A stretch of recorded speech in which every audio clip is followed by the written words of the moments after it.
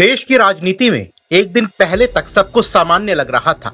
अरविंद केजरीवाल की आम आदमी पार्टी अभी भी अपने आप को अल्टरनेटिव पॉलिटिक्स की मिसाल बता रही थी, लेकिन 24 अप्रैल 2026 को अचानक एक प्रेस कॉन्फ्रेंस हुई।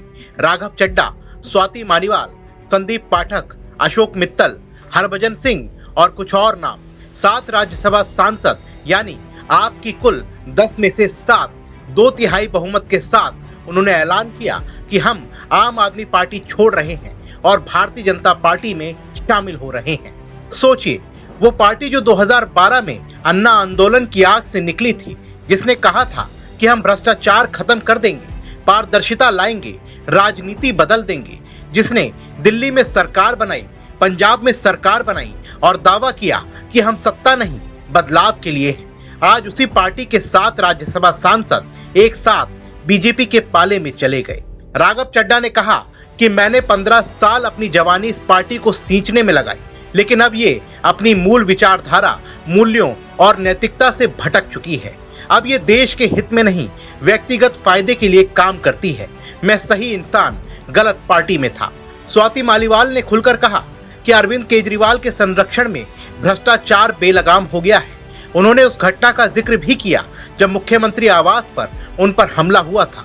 ये सिर्फ 7 सांसदों का जाना नहीं है, ये उस सपने का अंत है जिसे आम आदमी पार्टी ने नई राजनीति का नाम दिया था। दोस्तों, ये घटना अकेली नहीं है। दिल्ली विधानसभा चुनाव में आपकी करारी हार के बाद से पार्टी में दरारें दिखने लगी थी। केजरीवाल का तानाशाही अंदाज, पुराने साथियों को दरकिनार करना, फैसले सिर्फ दिल्ली से लेना, ये सब चीजें धीरे धीरे सड़ रही थी। राघव चड्ढा को राज्यसभा डिप्टी लीडर के पद से हटाकर अशोक मित्तल को बना दिया गया, लेकिन किस्मत देखिए, अशोक मित्तल भी उन्हीं 7 में शामिल हो गए जो आज बीजेपी में जा रहे हैं। अब सवाल यह है कि आखिर क्या हुआ कि केजरीवाल के सबसे करीबी लोग उन्हें छोड़ गए। पहली बात है विचारधारा का अभाव। आप शुरू से ही कोई स्पष्ट आइडियोलॉजी नहीं रख पाए। कभी आम आदमी की बात, कभी परिवारवाद की शुरुआत। केजरीवाल जब जेल में थे तो उनकी पत्नी कुर्सी पर बैठकर संदेश देती थी।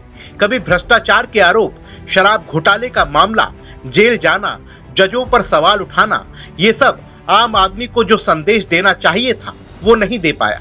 दूसरी बात है तानाशाही। कुमार विश्वास से लेकर स्वाति मालीवाल तक हर पुराने साथी के साथ दगाबाजी के आरोप लगे। किसी की बात सुनी नहीं जाती थी। टिकट, राज्यसभा सीटें सब केजरीवाल के मनमाने फैसले थे। पंजाब में भगवत मान मुख्यमंत्री हैं, लेकिन फैसले दिल्ली से होते हैं। पंजाब के लोग इसे हरियाणा का आदमी पंजाब चला रहा है कहकर नाराज हैं। तीसरी बात है दिल्ली की हार। 2025 दिल्ली विधानसभा चुनाव में आप बुरी तरह हारी। रेखा गुप्ता मुख्यमंत्री बनी। उस हार ने केजरीवाल की छवि को बड़ा झटका दिया। वैश्य समुदाय जो कभी आपका कोर सपोर्टर था, वो भी खिलाफ हो गया। और अब ये राज्यसभा विद्रोह, 7 सांसदों का जाना सिर्फ संख्या का खेल नहीं है, ये संदेश है कि आप अब टूट रही है।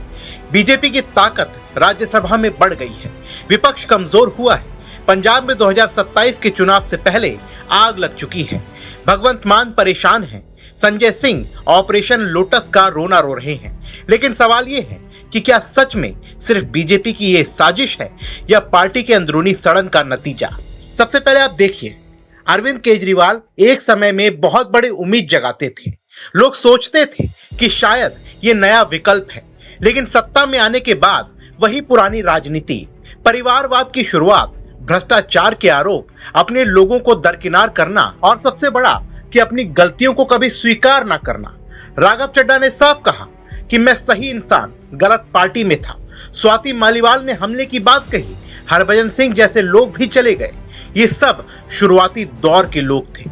अब आपके पास राज्यसभा में सिर्फ 3 सांसद बचे हैं, संजय सिंह, एनडी गुप्ता और बलवीर सिंह सीचेवाल।